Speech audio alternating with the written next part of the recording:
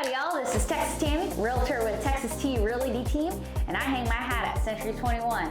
Hey, if you're a first-time home buyer, this video is for you. All right, now we get to the fun stuff. Pre-qualified versus pre-approval. Rachel, break it down. What does that mean? All right, so Tammy, what happens is you're gonna send somebody my way. I verbally get all of their information, their income information, assets.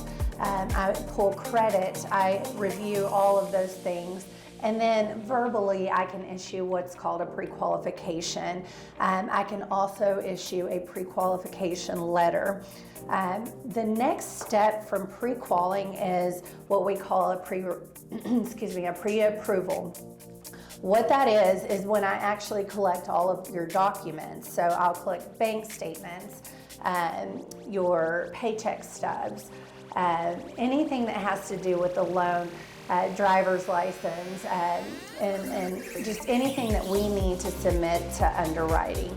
And once I get that over to the underwriting department, they give us an answer, whether approved or not, and let us know that you are credit approved. So credit approved actually means pre-approval.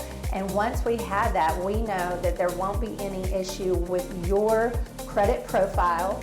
And then what it does is it gives you a leg up on making offers.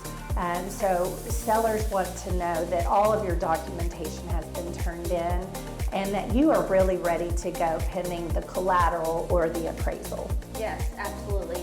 Essentially, you got some skin in the game. You're ready to go out there and look. And when you're on that home buying, you say, hey, I got the funds to prove that I can afford this home. Yes, ma'am.